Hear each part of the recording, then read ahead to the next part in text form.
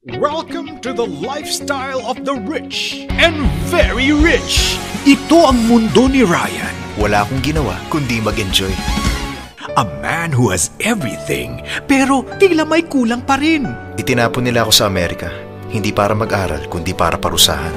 Mag-aral? Di mo kailangan pagbutihan. Gawin mo lang gusto mo. Huwag ka nang babalik dito. Naisip ko rin na magrebelde, na ginagawa naman ang lahat ng tulad ko na anak sa labas. Si Julia, a girl who has nothing but her dreams. Parang sinadya ng tadhana na malungkot ang buhay ko. Habang buhay na ako maghuhugas ng pinggan at mag-aalaga sa mama ko.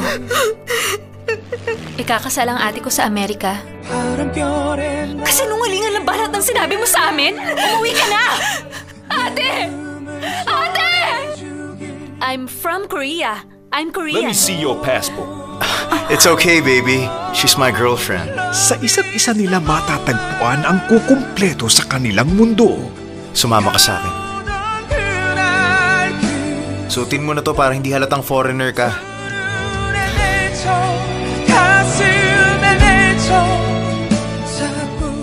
Isuot mo. Mukha ba tayo mag-asawa? Huwag kang mangarap. Nagugustuhan na kita. Who are you? Ikaw siguro ang... Fiancé na nakatira dito. Ha? Umalis ka na bago siya bumalik. Please lang. Julia. Inihahandog ng ABS-CBN ang Korean novelang kinoronahang The Best in Asia. Simula ngayon, sa bahay na nila tayo titira. Sino siya? Ang gwapo naman niya, Julia. Long time no see. Welcome back. Tumingin ka sa likuran mo. Anak ka rin na may-ari ng Empire Group. Nakatira ako sa maliit na maid's room. Alam mo rin ba yun? Namiss kita. Cute mo talaga.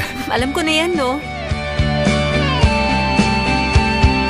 Ako ang pangalawang anak ni Chairman, his illegitimate son.